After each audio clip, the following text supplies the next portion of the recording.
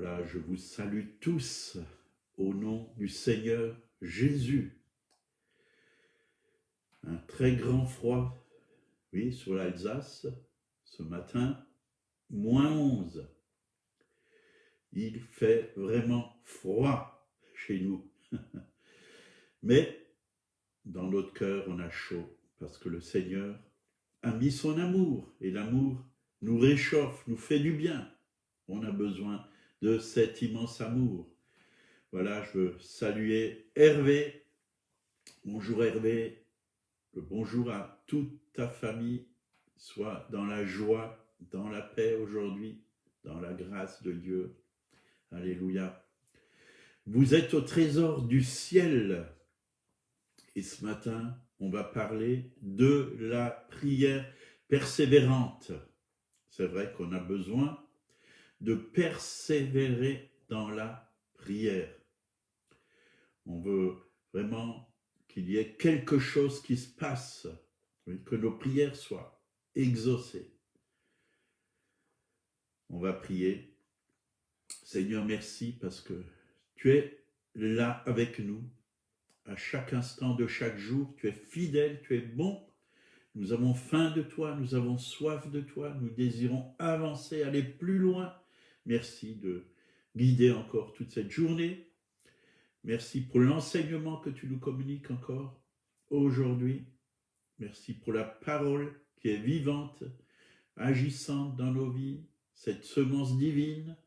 Révèle-nous ta parole, Seigneur. Ouvre notre intelligence spirituelle. Louange à toi. Tu fais tout à merveille. Oui, nous voulons nous appuyer sur toi, te faire totalement confiance. Tu es un Père merveilleux et merci pour mes frères et sœurs que tu encourages aujourd'hui à faire ta volonté et à s'attacher à toi. Au nom de Jésus, Amen.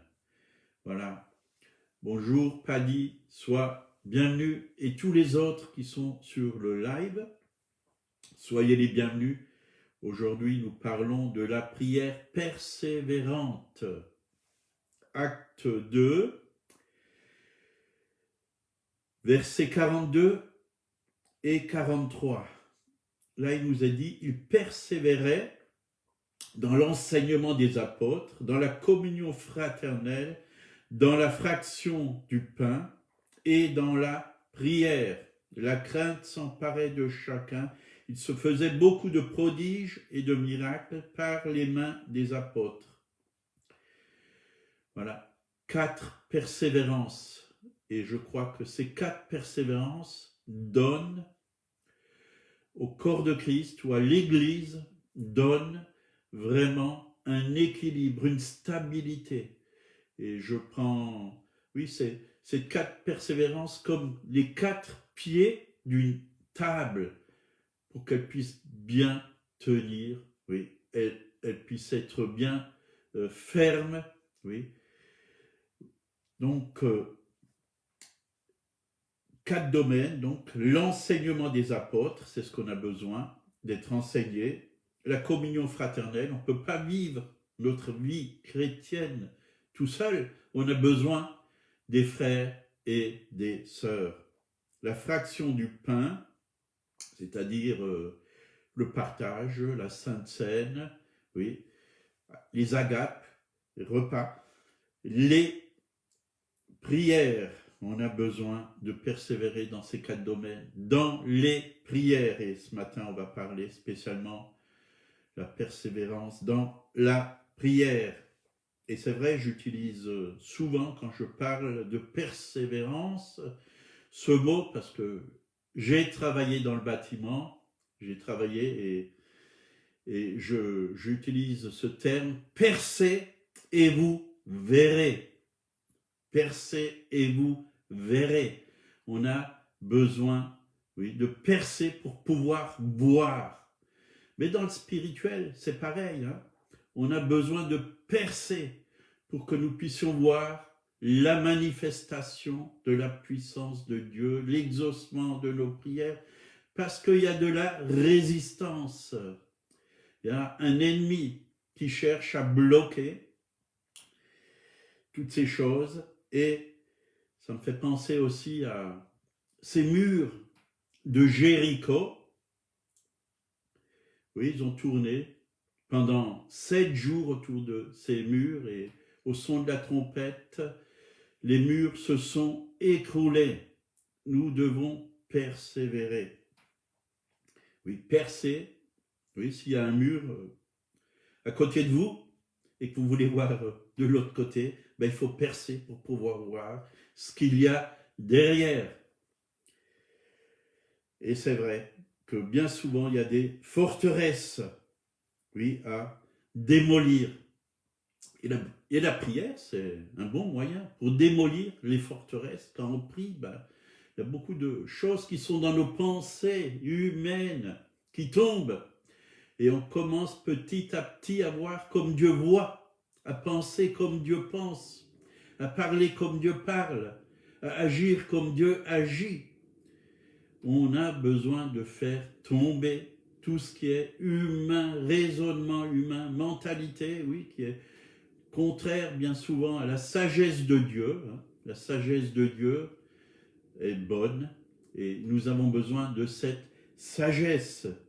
La sagesse humaine, ben, bien souvent, la Bible dit au travers de l'épître de Jacques, c'est même bien souvent diabolique. Éphésiens 6, verset 12, « Car nous n'avons pas à lutter contre la chair et le sang, mais contre des princes de ce monde de ténèbres, contre des esprits méchants dans les lieux célestes. » Des esprits méchants, voyez, c'est des puissances ténébreuses, ils sont méchants. Ils sont là et ils cherchent vraiment à mettre cette méchanceté sur nous, à ce que nous puissions avoir de la haine, oui, envers les êtres humains, envers nos ennemis et même envers nos frères et sœurs parfois. Mais nous devons résister à toutes ces puissances et prendre autorité. Dieu nous a donné l'autorité sur toute la puissance de l'ennemi. Et la Bible dit que rien ne peut nous nuire. Nous marchons sur les serpents et les scorpions et sur toute la puissance de l'ennemi et rien ne peut nous nuire. Luc 10, verset 19. Et Éphésiens 6, 18. Faites en tout temps par l'Esprit. Vous voyez, là il est bien écrit en tout temps par l'Esprit, toutes sortes de prières et de supplications. Veillez à cela avec une entière persévérance et priez pour tous les saints. Une entière persévérance. Voyez, nous devons persévérer, pas simplement prier comme ça du bout des lèvres, mais du fond du cœur et persévérer. Il y a un combat spirituel. Bien souvent, les soldats, pour gagner une bataille, ils doivent persévérer. Ça ne se fait pas comme ça en 5 minutes. Mais il faut gagner centimètre par centimètre, mètre par mètre. Il faut gagner du terrain dans la prière. Il faut renverser l'ennemi. Il faut renverser les forteresses. Il y a beaucoup d'obstacles à franchir. Il y a de la persévérance. Il y a beaucoup de blocages, oui. Nous devons résister à l'ennemi avec une foi ferme, dit la parole de Dieu, et il fuira loin de nous. Mais il faut se soumettre à Dieu avant tout.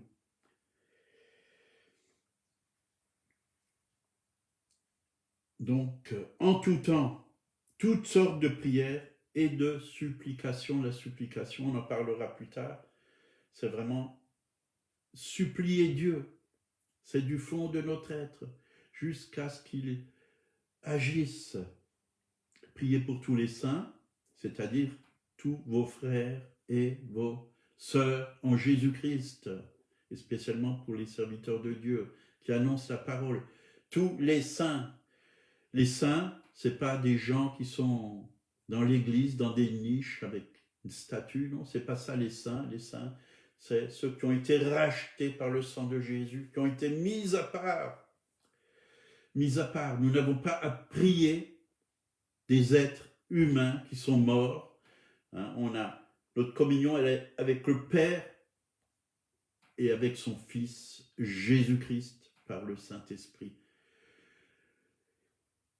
Pas d'idolâtrie, c'est important, parce que là, nous sommes sur un autre terrain qui tourne à l'occultisme. Luc 18, verset 1, Jésus leur adressa une parabole pour montrer qu'il faut toujours prier et ne point se relâcher. Donc, toujours prier et ne point se relâcher. Donc, à chaque instant. Pourquoi l'apôtre Paul a dit « Je prie beaucoup plus que vous tous en langue ». Oui, beaucoup plus que vous tous.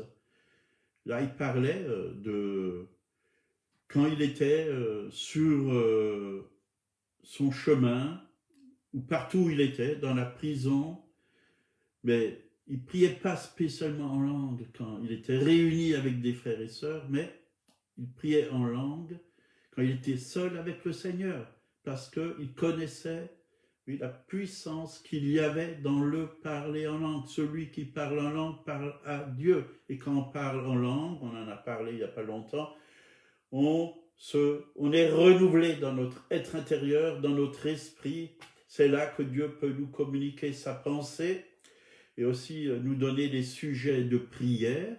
Oui, parce que bien souvent, on prie, puis on ne sait plus pourquoi prier. Puis quand on prie en langue, on prie en langue, il y a de nouveaux sujets qui viennent dans notre esprit.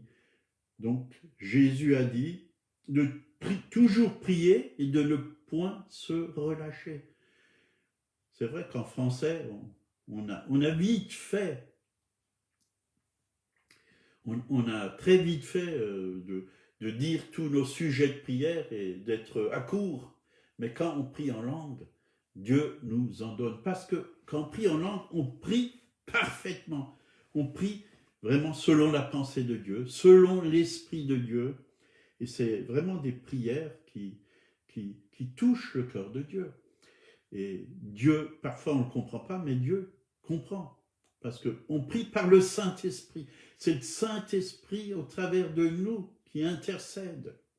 Et l'Esprit, il sait quelle est la pensée de Dieu, quelle est la volonté de Dieu. Et Jésus est à la droite du Père et il intercède pour nous. Donc, prions aussi en langue. Si vous n'avez pas été baptisé du Saint-Esprit, vous n'avez pas reçu le parler en langue, vous pouvez le demander. Dieu veut vous le donner. C'est pour tous. C'est pour tous. Colossiens 4, verset 2, persévérez dans la prière, veillez-y avec des actions de grâce. Persévérez, voyez, dans la prière. Veillez-y avec des actions de grâce. C'est quoi l'action de grâce? C'est aussi remercier Dieu. C'est bien de demander à Dieu des choses, mais à un moment donné, nous devons dire « Merci Seigneur, tu me l'as donné ». L'action de grâce, c'est aussi l'expression de notre foi. Quand on rend grâce à Dieu, on croit que Dieu nous l'a donné. Demandez, croyez que vous l'avez reçu et vous le verrez s'accomplir. Action de grâce, c'est-à-dire être reconnaissant envers Dieu parce que la chose est là. Il nous l'a donnée. Même si on ne la voit pas encore avec nos yeux physiques, spirituellement, on s'en saisit. C'est ça la foi. La voir avec les yeux de l'esprit, la prendre avec les yeux de l'esprit. Vous la voyez, vous dites merci, merci, merci. Et ça me fait penser à une chose, en même temps que je vous parle. J'avais fini mes études bibliques, puis je suis venu sur Guebwiller, puis j'ai dit au Seigneur, ben moi j'aimerais bien une 104 orange. Et comme j'avais fait mon permis de conduire, je me suis dit, en rentrant, je vais m'acheter une 104 orange. Et puis, je n'avais pas encore de travail, ni de logement. Je venais juste d'arriver. Puis, je passe devant un garage, que je connaissais d'ailleurs. Puis, je vois cette 104 orange. Et je n'avais pas de sous. Je me suis dit, mais comment je vais faire pour pouvoir me l'acheter? Et vraiment, j'ai eu à cœur au fond de mon être que c'était la voiture que Dieu me destinait. Puis j'ai tourné autour de cette voiture et j'ai dit, au nom de Jésus, je la prends par la foi. Elle est à moi maintenant. Merci Seigneur. Je te l'ai demandé, et c'est vrai, je l'avais demandé déjà à l'avance. J'étais encore étudiant à l'école, j'avais demandé une 104 orange. Et quand je l'ai vue, ça m'a fait tilt. Et je suis allé voir le garagiste, je dis, ah ben, elle est belle, votre voiture, là, j'aimerais bien l'avoir, l'acheter, mais pour l'instant, je n'ai pas de sous. Il me fait, mais vous avez du travail? J'ai dit non, ben, je cherche du travail. Alors il a dit, ben, écoutez, allez voir votre banquier, puis demandez-lui de vous faire un prêt. Et je suis allé à la banque, ils m'ont dit, ah non, on ne peut pas vous faire de prêt.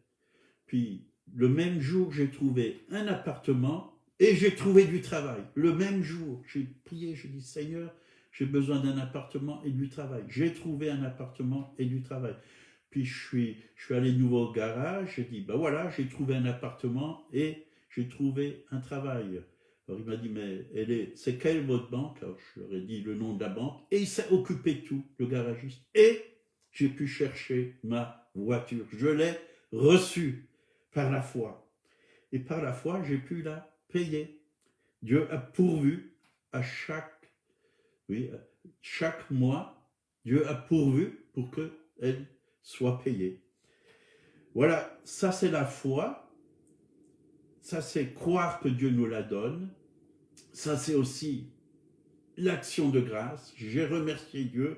Remercions Dieu. Ne faisons pas que demander, mais remercions-le. Merci Seigneur pour ce que tu m'as donné. Merci parce que tu m'as guéri. Merci parce que c'est ça, prendre par la foi. Merci parce que, oui, tu m'as donné la sagesse, l'intelligence pour que je puisse réussir mes études. Merci parce que, oui, tu as ouvert les portes pour que je puisse avoir du travail. Ça marche aussi pour le travail.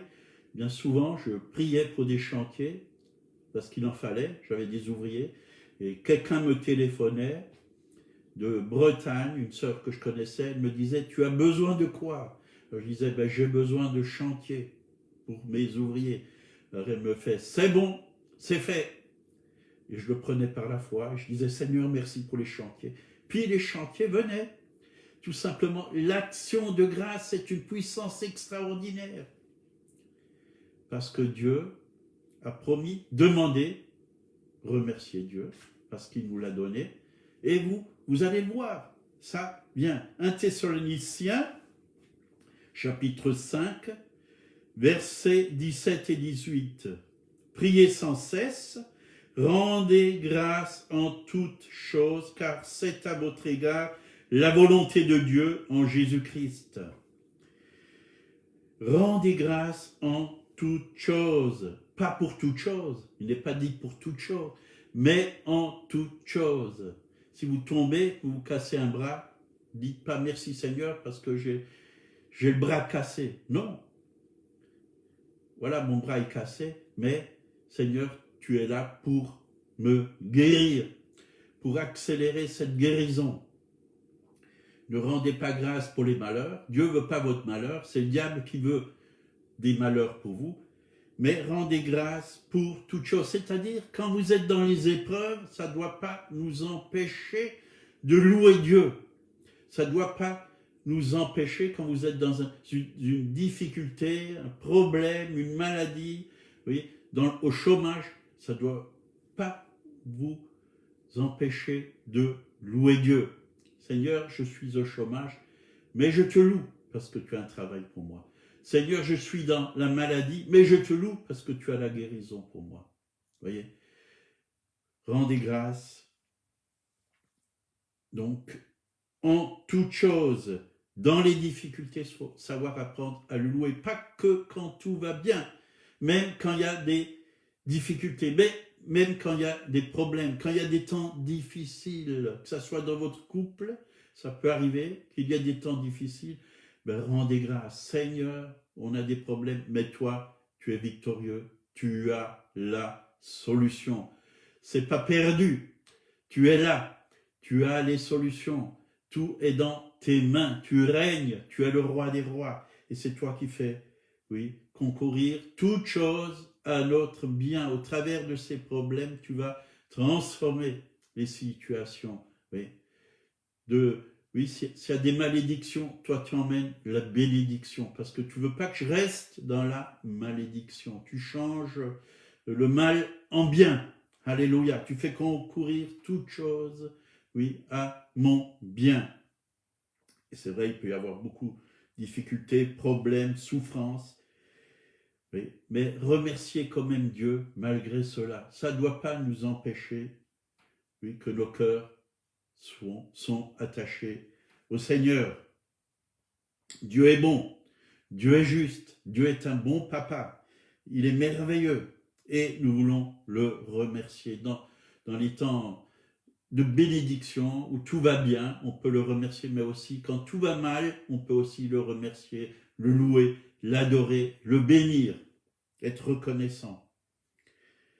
Colossiens 3, verset 17, « Et quoi que vous fassiez, en parole ou en œuvre, faites tout au nom du Seigneur Jésus, en rendant par lui des actions de grâce à Dieu, le Père. Tout ce que nous faisons, nous devons lui rendre gloire et remercier Dieu. Quand nous témoignons, quand nous prions, quand nous aidons quelqu'un qui est dans la difficulté, toujours rendre grâce. Seigneur, je te loue parce que c'est toi qui agis, c'est toi qui fais, c'est toi qui te manifestes. Moi, je ne peux rien faire, mais je suis un canal par lequel tu te manifestes, par lequel tu agis. Et je suis, oui, nous sommes des trésors dans des vases de terre. Mais le trésor à l'intérieur de nous, c'est Christ. C'est Christ, c'est lui qui doit être vu, c'est lui qui doit être élevé, c'est lui qui doit être glorifié. Nous sommes fragiles, mais Dieu est grand à l'intérieur de nous. Dieu est puissant. Oui, un serviteur de Dieu, Smith Wigglesworth, disait « Celui qui est en moi, il est 1000 fois plus grand, oui, que ce que je suis à l'extérieur. » Oui, 1000 fois plus grand. Et là, il était humble en disant 1000 fois parce qu'il est encore et encore plus grand. Dieu est illimité. Mais sachez qu'il est en vous. Et il peut faire des choses qui nous dépassent. Il a dit, vous ferez les œuvres que j'ai faites et vous en ferez de plus grandes. Parce que je m'en vais au Père et je vous envoie le Saint-Esprit. Donc, aucun problème, aucune difficulté, oui, aucune maladie n'est insoluble avec Dieu. Dieu est plus grand que nos problèmes. Dieu a des solutions à nos problèmes. Dieu est toujours le Dieu des miracles. Il ne change pas. Encore hier, je regardais sur Internet, Facebook, et quelqu'un mettait un article. Ah, je ne crois pas au miracle, un chrétien, un pasteur. Je ne crois pas au miracle, je ne crois pas que Dieu fait ci, je ne crois pas que Dieu fait ça. Mais alors la Bible, elle sert à quoi? Dieu est le Dieu des miracles. Toute la Bible est remplie de miracles. Bien sûr, on ne cherche pas les miracles, mais on en a besoin. Si on veut que notre vie soit transformée, on a besoin de miracles. Le premier, le plus grand des miracles, c'est la nouvelle naissance. C'est un miracle. Et on a aussi besoin de miracles parce qu'il y a des choses qu'on ne peut pas faire humainement. Impossible. Certains problèmes, on ne peut pas les résoudre humainement. On a besoin d'une intervention divine. On a besoin de Dieu. Donc, notre vie tout entière doit être accompagnée d'actions de grâce. Et là, si on est accompagné, oui, par ces actions de grâce, si on a un cœur reconnaissant, on n'aura plus le temps de se plaindre, on n'aura plus le temps de critiquer, on n'aura plus le temps, oui, de dire de mauvaises choses. Parce que quand on est dans l'esprit, on sème de bonnes choses, on sème des bénédictions, on sème la parole de Dieu, on encourage, on bénit, on guérit ceux qui sont malades. Luc 17, versets 17 à 19. Donc, avoir un cœur reconnaissant, hein. Je pense à ces 10 lépreux que Jésus a rencontrés, donc, à Jérusalem. Voilà, là, il nous est dit, comme il entrait dans un village, 10 lépreux vinrent à sa rencontre. Se tenant à distance, ils élevèrent la voix et dirent, Jésus, maître, aie pitié de nous. Dès qu'il les eut vus, il leur dit, allez vous montrer au sacrificateur. Et pendant qu'ils y allaient, il arriva qu'ils furent guéris. Vous voyez, les 10 ont été guéris. L'un d'eux, se voyant guéri, revint sur ses pas, glorifiant Dieu à haute voix. Il tomba sur sa face aux pieds de Jésus et lui rendit grâce. C'était un Samaritain. Prenant la parole, dit, les 10 n'ont-ils pas été guéris? Et les 9 autres, où sont-ils?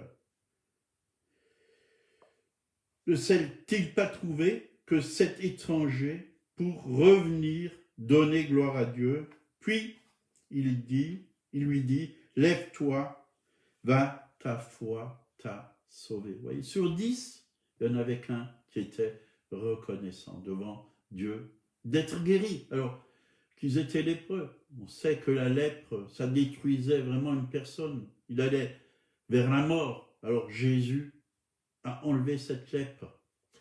Les 10 ont été guéris, mais un seul a été reconnaissant. Que nous puissions avoir des cœurs reconnaissants devant Dieu, parce qu'il est tellement bon, il nous aime. Oui. Que nous ne puissions pas vraiment que nous puissions déborder, oui, plutôt oui, de reconnaissance envers notre Père Céleste qui nous aime et qui veut de bonnes choses pour ses enfants. Voilà, on va finir. Merci Seigneur, parce qu'encore ce matin, tu nous as montré que tu cherches des hommes, des femmes qui persévèrent, qui n'ont pas peur, oui, de continuer, d'aller jusqu'au bout, oui, de ne pas s'arrêter en cours de route, mais jusqu'à l'exaucement, Seigneur. Oui, si nous avons quelqu'un, oui, autour de nous qui n'est pas sauvé, on ne va pas simplement prier une fois pour lui, mais on va persévérer jusqu'à sa conversion, jusqu'à ce que le voile tombe de ses yeux. Si quelqu'un est malade, nous voulons persévérer jusqu'à la guérison totale. Oui, merci Seigneur. Ainsi de suite, nous voulons être des hommes et des femmes qui allons jusqu'au bout, qui persévérons. Merci Seigneur. Donne-nous aussi des compagnons de prière, Seigneur, que nous ne soyons pas seuls. Ils persévéraient dans l'enseignement des apôtres, dans la communion fraternelle, dans la fraction du pain et dans les prières. Oui, que nous puissions être comme cette première église, aller, oui, ensemble faire les œuvres de Dieu et que nous puissions voir ta gloire au nom de Jésus. Amen. Passez une bonne journée, soyez dans la paix. Et si quelqu'un ne connaît pas Jésus, il est le Seigneur des Seigneurs, il est le Créateur du ciel et de la terre. Et ce matin, je pense qu'il toque à votre cœur et il désire rentrer dans votre cœur. Il désire se révéler à vous, il désire ôter vos péchés. Il est mort à la croix et son sang a coulé pour vous purifier de tout péché, pour vous laver. Si vous lui ouvrez votre cœur, il viendra le transformer. Il viendra vous pardonner. Oui, acceptez-le simplement comme votre sauveur personnel et comme votre Seigneur. Il a un plan merveilleux pour vous et votre vie va être transformée. Lisez sa parole, la Bible, qui est la parole de Dieu. Dieu n'est pas un homme pour mentir. Dieu a de bons projets pour vous, de bons plans pour vous. Rentrer dans ces projets. Au nom de Jésus. Amen. Voilà, demain à 8h, je serai là encore pour continuer l'enseignement sur la prière. Bonne journée.